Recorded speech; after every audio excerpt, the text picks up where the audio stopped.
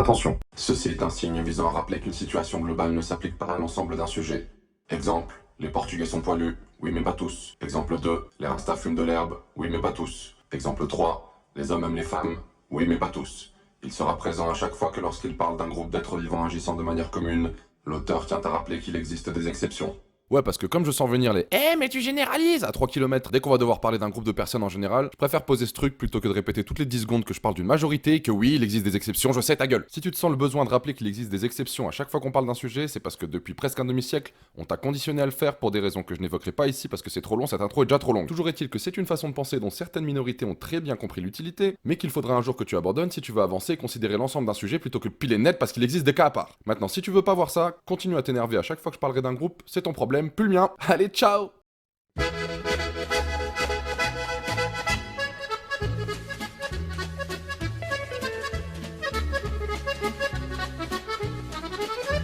A défaut de me foutre de la gueule des tatoués, je vais cette fois-ci parler de gens diamétralement opposés à cette mode, de personnes très simples à reconnaître, étant donné qu'ils ont fréquemment tendance à te sortir cette phrase « c'était mieux avant ». Et je peux en parler puisque j'en suis, alors allons-y.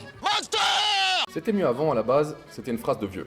Une phrase que les papis évoquaient pour ne pas avoir analysé sincèrement le changement se présentant à eux, et rester dans le confortable canapé de la pensée automatique. Et y a que de la merde aujourd'hui, tout part en couille. Moi de mon temps, je te le dis, ça se passait pas comme ça, oh non, bordel de voiture, bordel de cul. Le même canapé dans lequel s'asseyaient d'ailleurs leurs ancêtres, et dans lequel beaucoup d'entre nous finiront par tomber un jour, peut-être sans le vouloir. C'est le même genre de pensée que « Ah, aujourd'hui les gens sont fous, mes petites dames, hein, regardez ce qui se passe dans la rue », ou des conneries comme ça qui évitent de trop sérieusement se pencher sur toutes les atrocités que les gens dans la rue peuvent commettre, ou simplement pour trouver une explication à des trucs comme ça.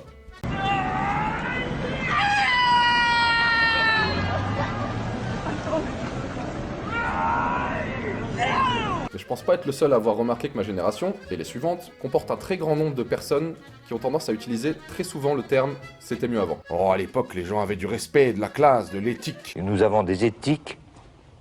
Oh, si tu savais, moi, ma grand-mère, quand elle était jeune, on a des photos, tu te rends compte, les gens étaient pas vulgaires, et bonjour dans le bus, et merci pour ce dîner, et blablabla.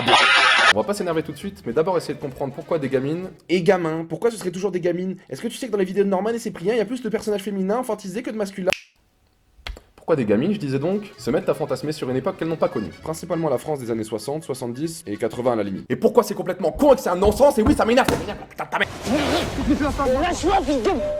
Laisse-moi te crever. Sors ta rage, sors ta rage, sors ta rage. Si vous avez vu comme moi le monde se dessiner dans les années 2000, vous avez peut-être été bercé par des phrases de vos géniteurs et grands géniteurs du genre « Ah mon petit, on vivait plus sainement avant, il y avait pas le sida et toutes ces merdes. Aujourd'hui la musique c'est du recyclé, on recopie depuis mon époque. » Sachant que l'époque varie selon l'époque où votre parent A ou parent B était ado. Aujourd'hui la bouffe artisanale, les petits bistrots, c'est fini, y a plus que de la merde industrielle. On nous empoisonne avec toutes ces conneries. Aujourd'hui tout est plus cher, même l'essence à l'époque ça coûtait $1 le plein. $1 le plein, tu te rends compte? Ou encore le très célèbre et très piquant « Les jeunes d'aujourd'hui, ils ont pas connu la guerre. Ça, c'était la vraie souffrance. Ils se plaignent pour un rien, mais ils ont de la chance, les petits, ils ont de la chance de vivre. Ces petits cons. C'est des merdeux. Alors il faut Des inviter trous du quoi cul. Des cons. Merci. Alors les petits, qu'est-ce qu'ils déduisent de tout ça? Eh bah qu'on vit dans une époque de merde, où y a plus rien. Bah ouais les vieux, c'est bien gentil de nous décrire le monde dans lequel on va vivre comme pourri comparé au vôtre. Si à tout ça en plus t'ajoutes des trucs du genre le réchauffement climatique, la crise économique, les problèmes de connexion, les perturbateurs endocriniens, les routes à 80 km/h, les dédicaces payantes de Thibaut. Tu m'étonnes que des gamins regardent déjà le passé à 18 piges. Surtout qu'aujourd'hui, ce monde déjà idéalisé dans les récits de nos géniteurs, il est accessible grâce au progrès technologique qu'on a fait, notamment grâce aux photos et aux vidéos. Pourquoi est-ce que l'INA fait péter toutes les archives des années 60 et 70 en ce moment? Parce qu'ils ont bien compris que c'était ce que tout le monde voulait voir. Les jeunes pour fantasmer le discours de leurs parents et se dire « Oh, regarde comme les gens savaient se tenir en ce temps-là. Oh, c'est vrai que c'était mieux avant. Hein. Et nous, on doit bouffer les anges 12 et Nolo chez TMTP, c'est injuste. » Et les vieux pour se rappeler le monde qu'ils ont connu avant qu'on leur fasse eux aussi bouffer du envoyé spécial sur les banlieues et la drogue à longueur de journée. Et c'est vrai que même moi je m'y suis pris. Faut dire qu'il y a comme une vague de nostalgie. Tout le monde veut se persuader que c'était mieux avant. Peut-être pour éviter de trop avoir à se poser sur la société actuelle qu'il est plus facile de rejeter d'un bloc. Regardez-moi cette vidéo où on interviewe des enfants des années 60. Comment tu vois l'an 2000? Je vois avec des souterrains, beaucoup de gratte-ciel. L'an 2000, c'est irréel.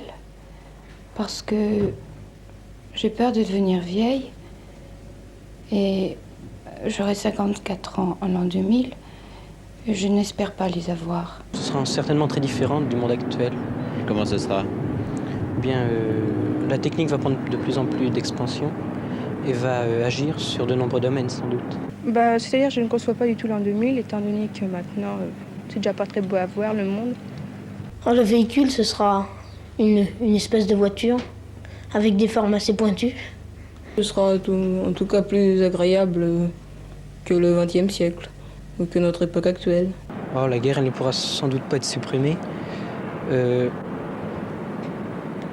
Si la technique n'assagit pas les hommes et va dans le sens de la violence, il est certain que les guerres prendront de plus en plus d'ampleur.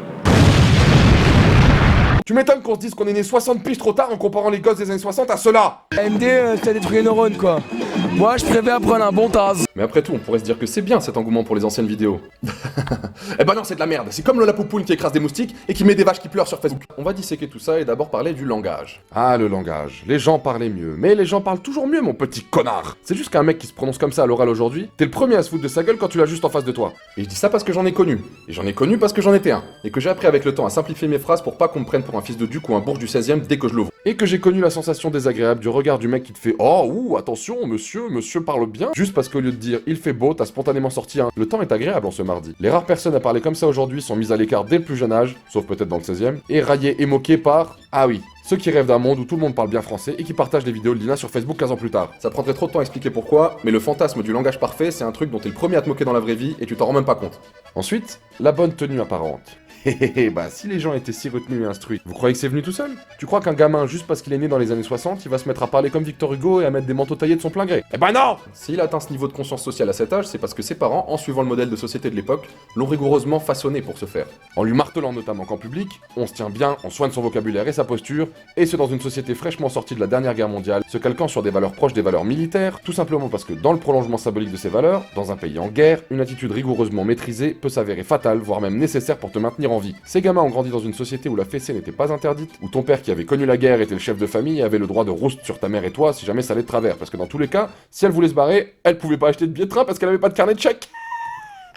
Et on sait tous que ce genre de système, c'est ton modèle absolu, n'est-ce pas? On sait tous que t'aurais adoré qu'on demande la permission à ton mari pour t'acheter la moindre babiole. On sait tous que tu rêves qu'on te donne des tonnes de fringues à repasser en te répétant que ton rôle c'est celui d'élever le fils de monsieur. On sait tous que tu adores les sociétés extrêmement rigoureuses basées sur des valeurs traditionnelles. Libre à toi donc de t'extasier devant ces petits et leur attitude parfaitement soignée, mais rappelle-toi que s'ils l'ont, c'est parce que les malheurs vécus par leurs parents la leur ont imposé. Et tu peux pas m'enlever du crâne que toi tu tiendrais pas une semaine dans les mêmes conditions d'éducation sans t'indigner et te mettre à pleurer comme une merde parce que tu t'es pris une claque de ton géniteur après que tu sois gratté le nez en public. Faudrait aussi comprendre que tous ces gens, surtout ces filles, validaient un certain modèle patriarcal traditionnel. Alors je prendrai pas parti là-dessus.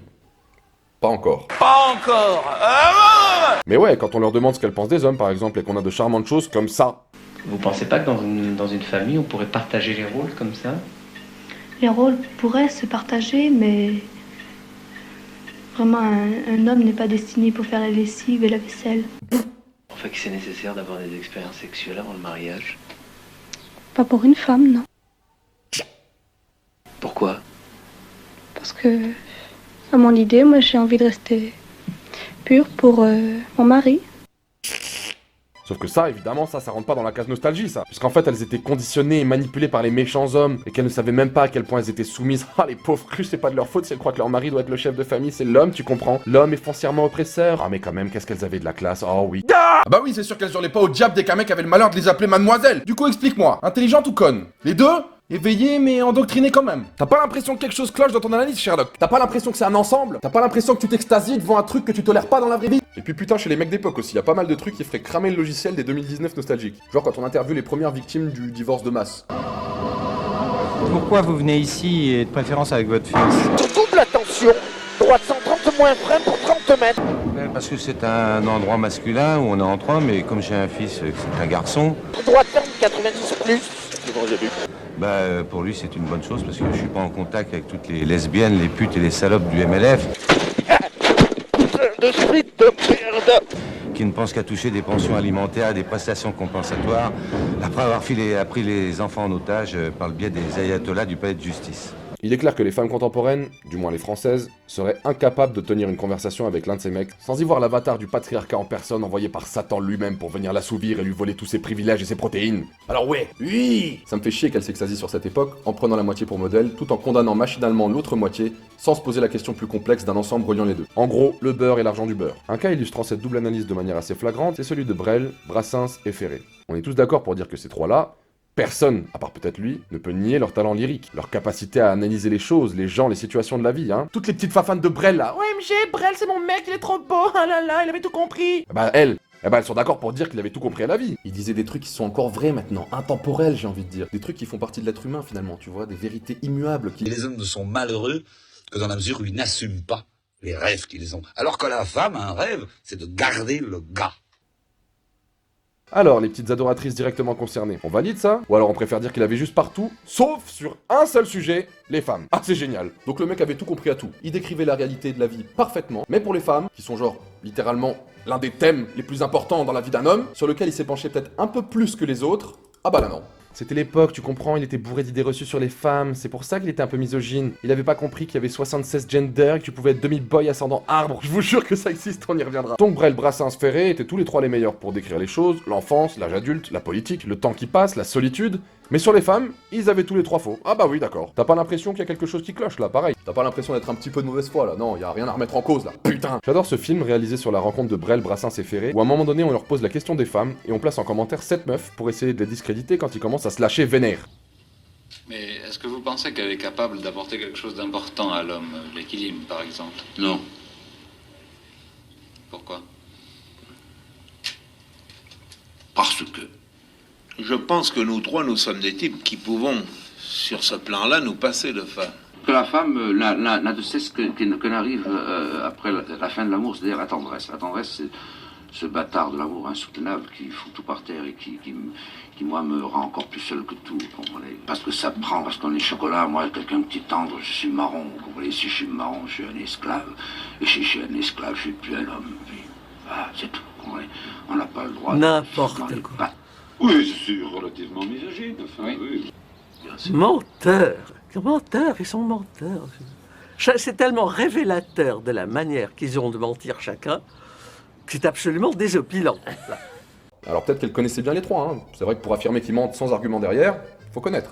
Surtout qu'ils sont plus là pour répondre, hein. Super honnête comme procédé, comme d'hab. Enfin bref, tout ce que je voulais dire, c'est de voir une vieille botoxée, symbole de la névrose sociale des femmes du 21e siècle, nous dire quelle est la vérité sur ces trois greffiers de leur époque.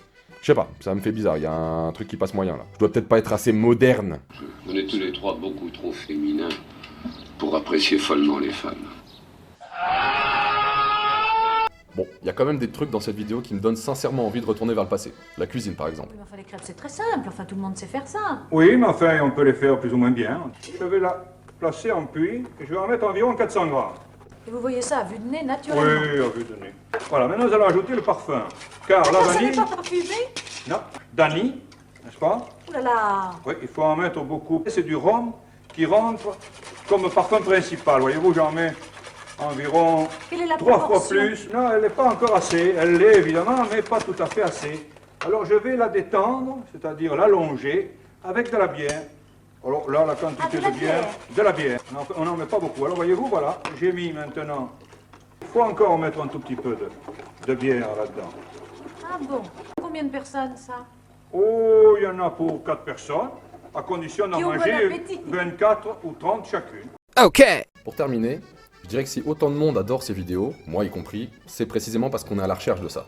On vit dans un monde tellement plus chaotique et violent que celui des 30 Glorieuses, qu'on recherche plus ou moins consciemment de l'ordre, de la retenue, de la finesse, des règles, et toutes ces choses qui étaient essentielles au charme tant fantasmé de cette France d'avant. Et que les plus jeunes d'entre nous, en voyant ça, le ressentent sans oser l'assumer. Donc ouais, on recherche de l'ordre à travers ces vidéos, mais c'est tellement mal vu de valoriser l'ordre et la discipline aujourd'hui, t'es tellement en proie au risque de tomber sur un imbécile qui va te traiter de facho, de nazi, de frustré quand t'essaieras de le lui expliquer, que ceux et celles qui ont peur d'être considérés comme des méchants préfèrent se projeter dans le passé pour rêver tranquille ce qu'ils n'osent pas rechercher en sortant de chez eux. Pourtant, on pourrait recréer une société comme ça. J'irai pas jusqu'à dire que ça expliquerait une partie des raisons de certains votes.